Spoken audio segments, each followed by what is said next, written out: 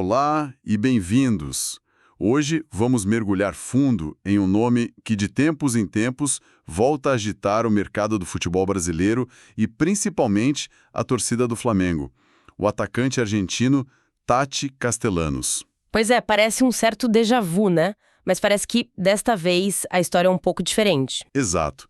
E para entender o que está acontecendo, a gente analisou a fundo um material excelente de canais especializados que não só cobrem os bastidores da negociação, mas também colocam o jogador sob um microscópio tático. A nossa missão aqui é destrinchar tudo isso, é responder à pergunta de milhões, literalmente. Quem é Tati Castellanos? Por que o Flamengo estaria disposto a investimento tão alto? E o mais importante, como ele se encaixaria no time do Felipe Luiz? Ele é a peça que faltava? É a grande questão. Anos não é de agora, certo? A gente já ouviu essa história antes. O que mudou para esse assunto voltar com tanta força? Exatamente. Não é uma história nova e isso é um ponto importante. O primeiro movimento sério do Flamengo aconteceu lá para julho. Naquela época, o clube avançou bastante. Chegou até acordo, né? Chegou até acordo salarial com o jogador e com os representantes dele.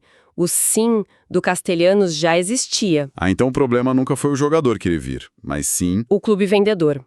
A Lazio estava de mãos atadas. O grande muro era esse. Mãos atadas por quê? O clube italiano estava sob uma sanção da FIFA, um transfer ban, que impedia eles de registrar novos jogadores. A lógica era simples, né? Como é que a gente vai vender um dos nossos principais atacantes se não podemos contratar ninguém para o lugar? Faz todo sentido, era uma porta fechada. Completamente fechada. A negociação parou ali, apesar da vontade do jogador e do Flamengo. Entendi.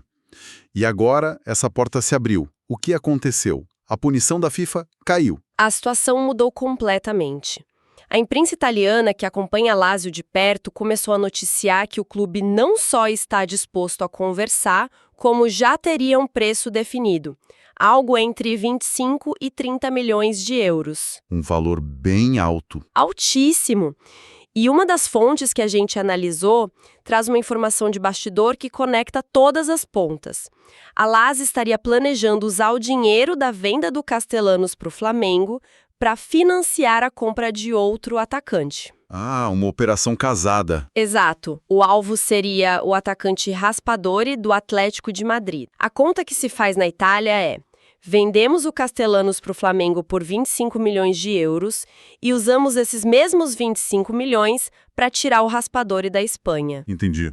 De repente, a venda do argentino não é mais um problema para Lazio. Vira a solução para eles trazerem o reforço que eles querem. É quase um efeito dominó no mercado europeu. E a peça final cai no Rio de Janeiro. Faz todo sentido. E ainda mencionam a possibilidade de incluir o Matias Vinha no negócio, não é? Isso é real? É uma possibilidade bem real. O Vinha é um jogador de seleção, com passagem pela Itália, na Roma. A Lazio conhece o jogador. Seria uma forma de abater o valor, imagino? Exatamente. Poderia transformar a operação em, 18 milhões de euros, mais o passe do Vinha. Isso daria um fôlego financeiro para o Flamengo e para a Lazio um reforço para a lateral. É uma engenharia complexa, mas mostra que tem vários caminhos para o negócio acontecer dessa vez. Certo. A engenharia financeira parece possível. Mas vamos ao que interessa. 25 milhões de euros é muito dinheiro. É um investimento de prateleira europeia. O que exatamente o Flamengo estaria comprando? Quem é o Tati Castellanos dentro de campo? Essa é a pergunta central. E, para responder, uma das análises usa 3 palavras que eu achei que definem muito bem o jogador: objetividade, movimentação e versatilidade. Ok. Ele é um atacante que joga centralizado, mas ele está a quilômetros de distância daquele centroavante estático, sabe? Aquele que fica plantado entre os zagueiros. O termo que usam, e que eu acho perfeito, é jogador de associação. Jogador de associação. Gosto disso. Significa que ele cresce no jogo coletivo, que ele precisa dos outros para render? Exatamente. Ele não é um solista. Ele potencializa o jogo quando tabela, quando se aproxima do meia, quando faz o pivô e abre para o ponta. O jogo dele flui através das conexões que ele cria. Interessante, porque o estereótipo do centroavante argentino é muitas vezes o do matador, do finalizador puro, né? Ele foge completamente disso, então. Completamente, e a primeira prova disso é o que ele faz sem a bola. Isso já diz muito sobre ele. Ele é incansável. As análises em vídeo mostram uma intensidade absurda na pressão pós-perda. Na marcação lá na frente. Isso, tem lances dele perseguindo um zagueiro, depois o outro, e terminando a jogada pressionando o goleiro na pequena área. Ele não desiste nunca da jogada. Isso tem a assinatura do Felipe Luiz por toda a parte. Aquele conceito de que o time começa a se defender com os atacantes. Um jogador assim é ouro para um treinador com essa filosofia. Sem dúvida, ele seria o gatilho da pressão alta do time. Mas aí vem a sua pergunta anterior. E com a bola? Geralmente, atacantes que correm tanto assim acabam sendo menos refinados tecnicamente. Exato. Ele consegue aliar essa intensidade toda com a calma para ser um pivô, para segurar a bola e dar tempo para o time chegar. Consegue, e de uma forma muito técnica. Ele não é um gigante, tem 1,79 metros, não vai ganhar no corpo de zagueiros muito mais fortes. A força dele está na inteligência corporal e na qualidade do domínio. Como assim? O primeiro toque dele é sempre orientado, já protegendo a bola do bote do zagueiro. Ele usa o corpo para escorar o adversário, sustentar o contato e, com isso, ou ele consegue girar ou ele sofre muitas faltas. Que já é uma arma para um time como o Flamengo. Exato. Então, o pivô dele é mais de técnica do que de força bruta. É por isso que uma das fontes usa uma analogia que eu achei brilhante para descrevê-lo. Ele é arco e flecha. Gostei da analogia. Arco e flecha. Ele arma e ele atira. Define bem um jogador completo. Perfeitamente. Ele não é só o cara que vai finalizar a jogada. Muitas vezes ele é o cara que recua para começar a jogada, que faz o passe que quebra a linha e em seguida corre para a área para ser a opção de finalização. Ele participa de todas as fases. Então vamos falar da flecha. A finalização dele é de elite. Ou a força dele está mais no arco, na criação? A força dele está no equilíbrio entre os dois, mas com uma leve inclinação para o arco. A inteligência tática e a visão de jogo são, talvez, as maiores qualidades dele. Ah, é? Sim, as fontes destacam repetidamente a leitura de espaços dele. Ele entende quando deve ficar na área e quando deve sair para criar superioridade no meio-campo. E quando ele sai, ele não erra passes simples. Ele tem um repertório de passes de primeira, de calcanhar. Plástico até. Muito. Um dos vídeos mostra uma assistência de letra dele dentro da área que é uma pintura. Não é só um recurso, é a solução mais inteligente e rápida para a jogada. Isso nos leva a um ponto crucial. Com toda essa participação na criação, ele é um goleador implacável. Aquele artilheiro clássico que a gente espera de um camisa 9? E essa é talvez a principal discussão em torno do nome dele. As análises são unânimes. Ele não é um ultra super mega goleador, como um dos analistas descreve. Gostei do termo. Olhando os números, ele só teve uma temporada na carreira com mais de 20 gols, que foi em 2021 na MLS, a Liga Norte-Americana. O nível defensivo lá é um pouco questionado. Certo. Ele é sim um atacante que faz seus gols, mas a maior contribuição dele é no volume de jogo geral do ataque. Mas a torcida do Flamengo historicamente se acostumou com o homem-gol, né? O artilheiro, como o Gabigol ou o Pedro. Será que não haveria uma certa frustração ao pagar 25 milhões de euros por um atacante que não é esse finalizador nato? É um risco calculado e parece ser uma decisão consciente da diretoria e da comissão técnica. A avaliação interna, segundo as fontes, é que o problema do Flamengo não é a falta de gols. Os números mostram isso, né? Mostram. O time fez 78 gols no último Brasileirão. Para se ter uma ideia, aquele time mágico de 2019 fez 85.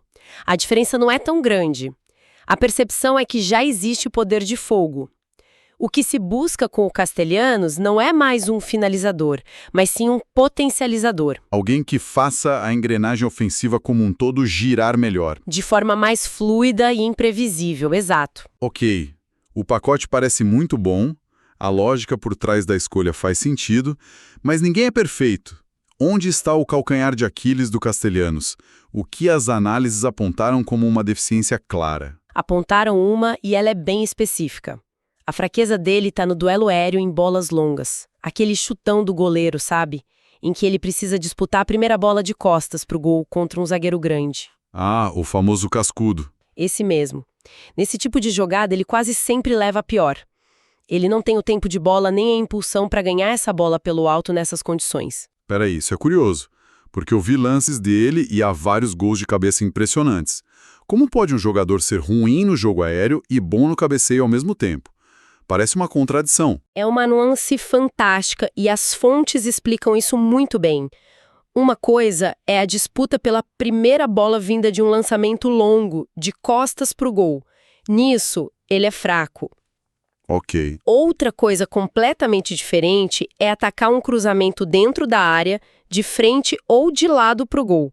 Nesse cenário, ele é excelente. A técnica de cabeceio dele, o gesto de atacar a bola, é muito refinada e o posicionamento dele para antecipar o zagueiro é de altíssimo nível. Ah, entendi. Os vídeos mostram gols de cabeça em que ele se projeta entre os zagueiros com o timing perfeito. Então, para simplificar, se o goleiro der um chutão para a cabeça dele no meio-campo, é uma jogada perdida. Mas se o Gerson ou o Arrascaeta cruzarem uma bola na medida dentro da área, ele vira uma ameaça real. Exatamente. É uma limitação muito específica que não compromete a capacidade dele de ser perigoso em cruzamentos. Não é uma deficiência no jogo aéreo como um todo. É uma especialização curiosa. E como essa especialização toda se encaixa no quebra-cabeça do Flamengo? Ele vem para ser o reserva do Pedro, o titular, ou algo diferente, que as fontes chamam de papel híbrido? É aqui que está o grande trunfo da contratação dele. A flexibilidade tática que ele oferece é imensa. No esquema padrão do Flamengo, 4-2-3-1, ele pode ser sim o centroavante de referência, o 9, na vaga do Pedro. Oferecendo mais mobilidade e pressão, como você disse. Isso. Mas o mais fascinante é a possibilidade dele jogar ao lado do Pedro. E como isso funcionaria na prática? Não ficaria um time com dois centroavantes se chocando na mesma faixa do campo? Não, porque eles têm características que se complementam. Nesse cenário, o Pedro continuaria sendo o homem mais de área, a referência final, e o Castellanos atuaria um pouco atrás, como um segundo atacante, flutuando. Conectando o meio com o ataque. Exatamente. Ele usaria a mobilidade para se conectar com Arrascaeta e Gerson, criar tabelas, abrir espaços na defesa com seus movimentos de ruptura e ainda chegaria na área para finalizar. Então, em vez de ter um problema do tipo quem joga, Pedro ou ele, o Felipe Luiz ganharia uma solução, a possibilidade de ter os dois em campo sem que um anule o outro. Precisamente. Ele daria ao treinador a opção de jogar com um centroavante mais móvel ou com dois atacantes, um de referência e outro de movimentação, sem precisar mudar o esquema tático principal. Ele não é só uma alternativa ao Pedro, ele é um parceiro em potencial. Essa capacidade de adaptação é provavelmente o que mais atrai a comissão técnica. Com certeza. Então, o cenário que se desenha é este: um jogador cujo perfil tático parece ter sido desenhado sob medida para a filosofia do treinador. Uma negociação que, depois de meses travada, agora tem um caminho financeiro claro. Mas, no fim do dia, ainda estamos falando de um cheque altíssimo, na casa dos 25 milhões de euros. É. Se a gente conectar todos os pontos, o consenso das análises é claro. É um investimento enorme e toda contratação de alto valor envolve um risco. Futebol não é ciência exata. Pois é. Dito isso, o alinhamento entre as características do atleta, as necessidades do time e a filosofia do treinador é quase perfeito. Ele não chegaria para ser apenas uma reposição. Ele chegaria com o status de um upgrade, de uma peça que traz novas ferramentas e novas possibilidades táticas. Fascinante. As fontes focam muito em como o Castelhano se encaixaria no sistema atual, seja no lugar do Pedro ou formando essa dupla com ele. Mas, considerando essa capacidade de criação, essa visão de jogo, isso me deixa pensando. O quê? Será que a chegada dele poderia não apenas complementar o sistema, mas fundamentalmente evoluir o próprio sistema do Felipe Luiz para algo novo? Algo que a gente ainda nem imaginou para a temporada de 2026? Fica a reflexão.